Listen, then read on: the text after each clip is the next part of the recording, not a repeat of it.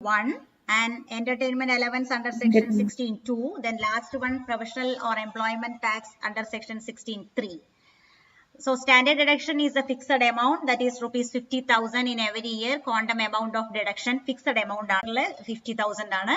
Then entertainment allowance means it is an employer to an employee and it is deductible in the case of government employees only. ഇതില് government employees മാത്രമേ പക്ഷേ deduction claim ചെയ്യാനായിട്ട് സാധിക്കുള്ളൂ.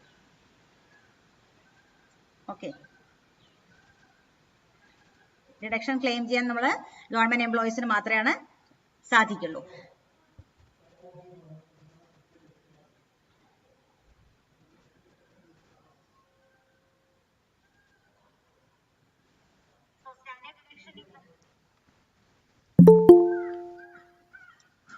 Screen ആണ് വരാത്തത് തോന്നുന്നു അല്ലേ സജിൻ ലൈവില്? അതെ ടീച്ചർ, ഇപ്പൊ ഒരു സൗണ്ട് വന്നു, അപ്പൊ ഫോണിലത്തെ സൗണ്ട് പോയി. സൗണ്ട് വരുന്നുണ്ട് തോന്നുന്നു അല്ലേ? എന്ത് തോന്നുന്നു? ഓക്കെ, നമുക്ക് നോക്കാം എന്തായാലും. So allowances category വരുന്നത്, allowances can be categorized into 3: fully taxable allowance, partly taxable allowance and last one fully exempted allowance. അതിൽ first one fully taxable allowances നിങ്ങൾക്ക് എല്ലാവർക്കും അറിയുന്നതാണ്. Uniform allowance, overtime allowance, proctor allowance, ഇതെല്ലാം വരുന്നത് fully taxable അലവൻസസിലാണ്. ഈ fully taxable അലവൻസസിൽ നമുക്ക് പ്രത്യേകിച്ച് tax planning ഒന്നും ചെയ്യാനില്ല, കാരണം ഇറ്റ് ഈസ് ഫുള്ളി ടാക്സബിൾ, അതിന് നമ്മൾ ടാക്സ് കൊടുക്കണം. So tax planning can be working in the case of only partly taxable allowances. Partly taxable allowances include house allowance. ഇത്രയും കേസിൽ നമുക്ക് ടാക്സ് പ്ലാനിംഗ് നമുക്ക് ചെയ്യാൻ സാധിക്കുന്നതാണ്.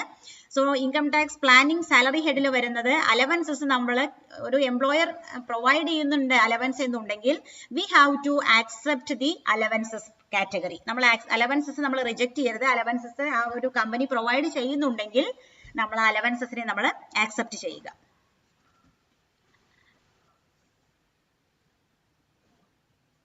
ദെൻ നെക്സ്റ്റ് അതിൽ വരുന്നത് അഡ്വാൻസ് സാലറി ഓർ ലോൺ. അപ്പൊ നമുക്ക് പല പ്രൊസീജിയേഴ്സ് ഉണ്ടായിരിക്കാം. ചില കേസസിൽ നമുക്ക് എന്തെങ്കിലും ഫിനാൻഷ്യൽ ആയിട്ടുള്ള ക്രൈസിസ് വരുന്ന സമയത്ത് either we have to go for salary or for loan purpose. നമ്മൾ രണ്ട് ഓപ്ഷൻസ് ഉണ്ടായിരിക്കും. ഒന്നെങ്കിൽ നമ്മൾ സാലറി നമുക്ക് അഡ്വാൻസ് സാലറി നമുക്ക് ചോദിക്കാം, അതല്ല എന്നുണ്ടെങ്കിൽ go for loan purpose. So it is better to choose loan option other than advance salary. നമ്മൾ അഡ്വാൻസ് സാലറിക്ക് പോകുന്നതിനേക്കാൾ നല്ലത് നമ്മൾ എപ്പോഴും ലോൺ ഓപ്ഷനിലേക്ക് പോകുന്നതാണ് കുറച്ചും കൂടി ബെറ്റർ ആയത്. Then next one, allowances or facility. Allowances or facility means if the employer provides the benefit in cash form, monetary form ലാണ് provide ചെയ്യുന്നത് എന്നുണ്ടെങ്കിൽ it is known as allowances. അതിനെയാണ് നമ്മൾ allowances എന്ന് പറയുന്നത്. അതല്ല നമ്മൾ മോണിറ്ററി ഫോമിൽ അല്ലാതെയാണ് നമ്മൾ പ്രൊവൈഡ് ചെയ്യുന്നത് ഇൻ കൈൻഡ് ഫോമിലാണെങ്കിൽ it is known as the facility. So perquisites is known as the facility category, but allowances is coming under the category of the monetary benefits ലാണ്. monetary ആയിട്ടുള്ള ക്യാഷ് റെസിപ്റ്റിലാണ് അലവൻസസ് വരുന്നത്. But facility എന്ന് പറയുന്നത് പെർക്യൂസിറ്റ്സിന്റെ enjoyment ആണ് ഫെസിലിറ്റിയിൽ വരുന്നത്. അപ്പൊ നമ്മൾ എപ്പോഴും HRA കിട്ടുന്നുണ്ടെങ്കിൽ, ഹൗസ് റെന്റ് അലവൻസ് കിട്ടുന്ന ഒരു അസസിക്ക് ഒരിക്കലും ഏത് കിട്ടുന്നുണ്ടാവില്ല, റെന്റ് ഫ്രീ അക്കോമഡേഷൻ എൻജോയ് ചെയ്യാൻ സാധിക്കില്ല. He has to choose any one, either HRA or rent free accommodation, RFA. Then salary or fringe benefit, facility of motor car ഒക്കെ പ്രൊവൈഡ് ചെയ്യുന്നുണ്ടെങ്കിൽ employee has to opt for the motor car facility or any motor bike facility etc. Then HRA or RFA. HRAയും RFAയും two options ഉണ്ടെങ്കിൽ better to go for perquisite RFA. ഇതാണ് ഒരു tax planning. Then encashment of earned leave. Encashment of earned leave എന്ന് പറഞ്ഞാൽ നമ്മൾ during the time of vacation, in the case of teachers, vacation, if a particular teacher is working in vacation period, he or she is also getting certain types of extra amount.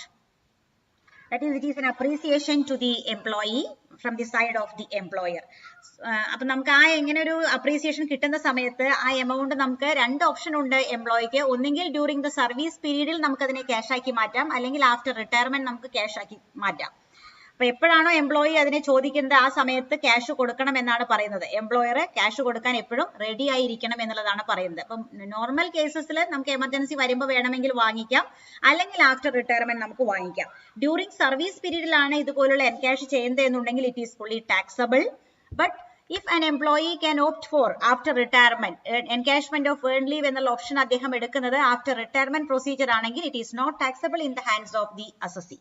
അതിന് നമ്മൾ tax കൊടുക്കണ്ട. അപ്പൊ അതിൽ tax planning വരുന്നത് better to go for after retirement. റിട്ടയർമെന്റിന് ശേഷം നമ്മൾ എടുക്കുന്നതാണ് കുറച്ചും കൂടി നല്ല മെത്തേഡായിട്ട് പറയുന്നത്. So last investment means taking the LIC policy or any type of mutual fund, or best practice is to increase the provident fund amount. നമ്മൾ ഏറ്റവും നല്ല സാലറിയിൽ വരുന്ന ഏറ്റവും ബെസ്റ്റ് ടാക്സ് പ്ലാനിങ് ടെക്നിക് എന്ന് വെച്ചാൽ നമ്മൾ എപ്പോഴും പ്രൊവിഡന്റ് ഫണ്ടിന്റെ എമൗണ്ട് നമ്മൾ ഇൻക്രീസ് ചെയ്യുക. PF എമൗണ്ട് ഇൻക്രീസ് ചെയ്യുന്നതാണ് ഒരു ബെറ്റർ ഓപ്ഷൻ ആയിട്ട് നമ്മൾ എപ്പോഴും പറയുന്നത്. സോ അതുകൂടി നമുക്കൊരു ബെസ്റ്റ് പോയിന്റ് ആയിട്ട് നമുക്ക് പറയാം, increasing the amount of PF. increasing contribution in PF amount. നമ്മുടെ എമൗണ്ട് കോൺട്രിബ്യൂഷൻ എമൗണ്ട് നമുക്ക് ഇൻക്രീസ് ചെയ്യാം. Contribution towards PF. Contribution towards PF amount നമുക്ക് ഇൻക്രീസ് ചെയ്യാം. ഇത്രയാണ് സാലറിയിൽ വരുന്ന tax planning technique. I repeat once again. First one, allowances, the maximum enjoyment of allowances. Then advance salary or loan option, better to choose the loan option. അപ്പോൾ നമ്മൾ PG standard ആയതുകൊണ്ട് we have to choose which one is the best option, അതാണ് വരുന്നത്. അല്ലാതെ നമ്മൾ എന്താണ് allowance എന്നുള്ളതോ എന്താണ് RF എന്നുള്ളതല്ല, ഏതാണ് ബെസ്റ്റ് മെത്തേഡ് എന്നുള്ളത് നമ്മൾ ക്ലിയർ ആയിട്ട് നമുക്ക് അറിഞ്ഞിരിക്കണം. Allowances or facility, then salary or fringe benefit, then rent free accommodation or house rent allowance. Better to go for rent free accommodation. Then encashment of earned leave during service period laanengil it is fully taxable, so leave it, and encash after retirement period it is fully exempted from tax. Then savings and investment, നമ്മൾ PF എമൗണ്ടുകൾ അതുപോലെ തന്നെ increasing the LIC premium അതൊക്കെ നമ്മൾ increase ചെയ്യുന്നതിനെ ആണ് അതിൽ വരുന്നത്. ഇതാണ് ഫസ്റ്റ് നമ്മൾ സാലറിയിൽ വരുന്ന tax. Then we move on to second heads of income, that is tax planning under the head income from house property. So we all know there are two types of properties are there. First one, residential property, and second one, let out property. The residential property is known as self-occupied property. Then the rented property is known as let out property. So tax planning in the case of the house property includes first one,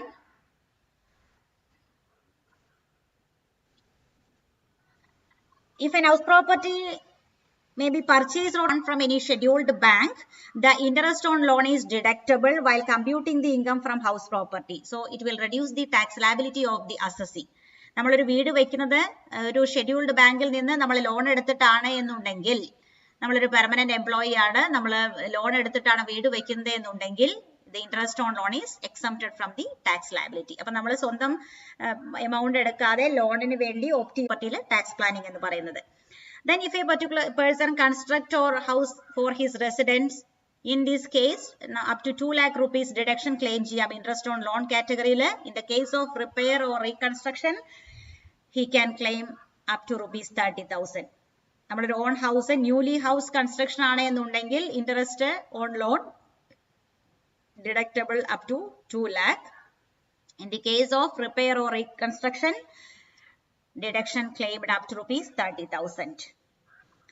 Then നമ്മൾ എപ്പോഴും ഒരു assessee fund ഉപയോഗിച്ച് purchase ചെയ്യുക, construct ചെയ്യുക, ഇങ്ങനെയൊക്കെ ആണെങ്കിൽ അതിനെ നമ്മൾ ഏതെങ്കിലും ടാക്സ് ഫ്രീ ആയിട്ടുള്ള, പെട്ടെന്ന് നമ്മൾ ആ എമൗണ്ട് യൂസ് ചെയ്യുന്നില്ല എന്നുണ്ടെങ്കിൽ, ഒരു ബൾക്ക് എമൗണ്ട് നമ്മുടെ കയ്യിലുണ്ട്, we have the wish to purchase any new house or construct any house in the coming future, better to invest this amount in tax free securities. ആ ടൈമിൽ നമ്മൾ ആ ഒരു ടൈം ഗ്യാപ്പ്, അതായത് നമ്മുടെ കയ്യിൽ ഫണ്ട് വന്നു, but we can use the fund in the coming future days, immediate ഡേറ്റിൽ നമ്മളത് യൂസ് ചെയ്യുന്നില്ല എന്നുണ്ടെങ്കിൽ better to invest these fund in tax free security. നമ്മളത് എപ്പോഴും ടാക്സ് ഫ്രീ സെക്യൂരിറ്റീസിൽ ഇൻവെസ്റ്റ് ചെയ്യുന്നതാണ് കുറച്ചും കൂടി നല്ലത്. നമ്മൾ വേറെ എവിടെയെങ്കിലും ഇൻവെസ്റ്റ് ചെയ്താൽ ആ ഇൻട്രസ്റ്റിന് കൂടി നമ്മൾ ടാക്സ് കൊടുക്കേണ്ടതായിട്ട് വരും. ഇതാണ് ഹൗസ് പ്രോപ്പർട്ടിയിലെ ടാക്സ് പ്ലാനിങ്ങിൽ നമ്മൾ മെയിൻ ആയിട്ട് വരുന്നത്. പിന്നെ രണ്ട് ടൈപ്പ് ഉണ്ടായിരിക്കും. ഓൺ ഹൗസിനെ നമ്മൾ സെൽഫ് ഓക്യുപ്പൈഡ് എന്ന് പറയുന്നു. സെൽഫ് ഓക്യുപ്പൈഡ് പ്രോപ്പർട്ടീസിന്റെ കേസിൽ annual value is nil, there is no tax. So self ഓക്യുപ്പൈഡിൽ നമുക്ക് കിട്ടുന്നത് എപ്പോഴും ലോസ് ഫ്രം ഹൗസ് പ്രോപ്പർട്ടി ആയിരിക്കും. ദെൻ റെന്റഡ് ഹൗസിന്റെ കേസിൽ നമുക്ക് കഴിഞ്ഞതായിരിക്കും ആനുവൽ വാല്യൂ കമ്പ്യൂട്ടേഷൻ ഒക്കെ ഉണ്ട്, ഗ്രോസ് ആനുവൽ വാല്യൂ GAV കണ്ടുപിടിക്കാനുള്ളത്. അപ്പൊ നമ്മൾ ഫെയർ റെന്റൽ വാല്യൂവും FRV, MRV, municipal rental value compare ചെയ്യുന്നു, വിച്ച് എവർ ഈസ് ഹയർ എടുക്കുന്നു. Then compared it with the standard rental value, then taken into account the least amount, then compared it with the actual rent received. Then the third step we can choose the highest amount. third stepൽ നമ്മൾ highest amount ആണ് choose ചെയ്യുന്നത്. ഇതാണ് gross annual value procedure കാണാനുള്ളത്. Let out പ്രോപ്പർട്ടിയുടെ ആണ് പറയുന്നത്.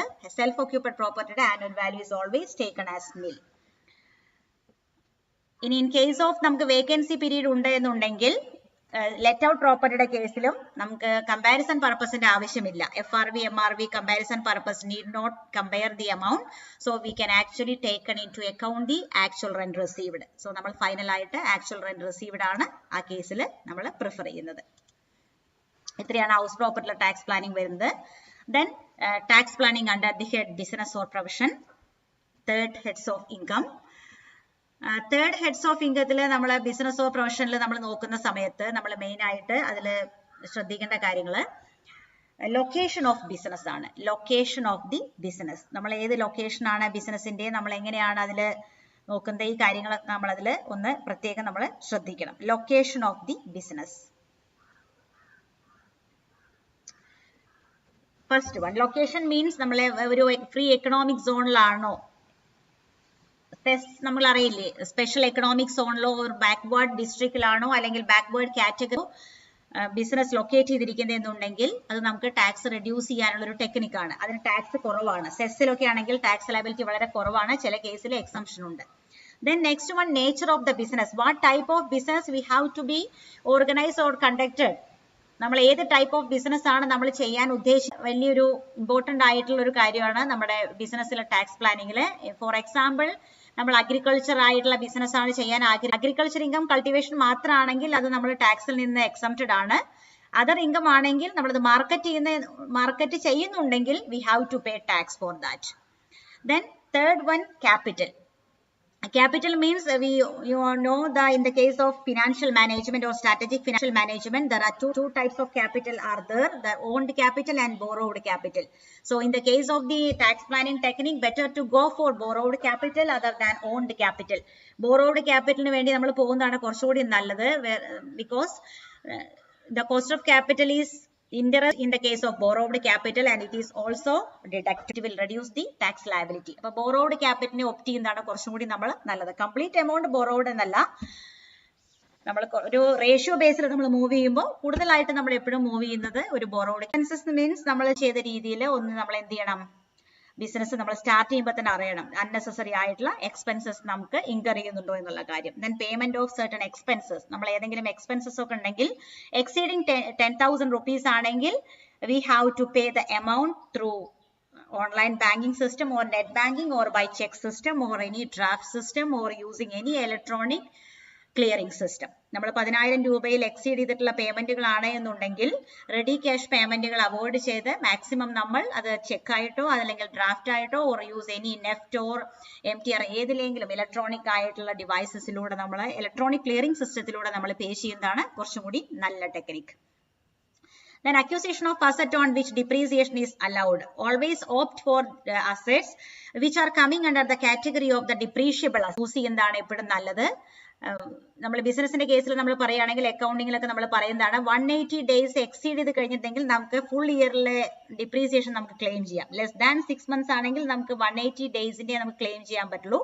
But 180 days exceed ചെയ്ത് കഴിഞ്ഞാൽ 6 മാസം എക്സീഡ് ചെയ്ത് കഴിഞ്ഞാൽ നമുക്ക് 1 ഇയറിലെ ഡിപ്രീസിയേഷൻ ക്ലെയിം ചെയ്യാൻ സാധിക്കും. അപ്പൊ പർച്ചേസ് ചെയ്യുമ്പോൾ നമ്മൾ ഒരു പ്ലാനോട് കൂടി നമ്മൾ പർച്ചേസ് ചെയ്താൽ നമുക്ക് ടാക്സ് ലയബിലിറ്റി റെഡ്യൂസ് ചെയ്യാനായിട്ട് സാധിക്കും. ഇത്രയാണ് നമ്മുടെ ബിസിനസ് ഹെഡിൽ വരുന്ന ടാക്സ് ലയബിലിറ്റി റിഡക്ഷൻ ടെക്നിക്കായിട്ട് നമ്മൾ പറയുന്നത്. ഓക്കെ, നിങ്ങൾക്ക് മനസ്സിലാവുണ്ടോ എന്ന് എനിക്കറിയില്ല. എന്തെങ്കിലും സജഷൻസ് ഉണ്ടെങ്കിൽ പറയാം കേട്ടോ.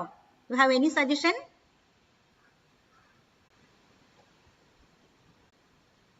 ഓഡിബിൾ അല്ലേ? കുഴപ്പമില്ല ക്ലാസ്. Other students? എനിക്ക് പേഴ്സണലി നമ്മൾ അറിയില്ല എന്നേ ഉള്ളൂ, പക്ഷെ അവരായി ഒരു ജോയിൻ ചെയ്തിട്ട്. ഇത് നമ്മൾ ഏറ്റവും കൂടുതൽ ബെനിഫിഷ്യറീസ് നിങ്ങൾ തന്നെ നിങ്ങൾക്ക് വേണ്ടിയിട്ട് നമ്മൾ ഫോം ചെയ്തതാണ്. ഇത് നമ്മളൊരു സെമിനാറോ വർക്ക്ഷോപ്പോ അല്ലെങ്കിൽ ഒരു സർട്ടിഫിക്കറ്റ് അങ്ങനെയല്ല. Okay, then next tax planning under the head capital gains ആണ് നെക്സ്റ്റ് പറയുന്നത്. Fourth heads of income. Capital ഗെയിനിൽ നമ്മൾ ക്യാപിറ്റൽ ഗെയിനിൽ മെയിൻ ആയിട്ടും പല ടൈപ്പ്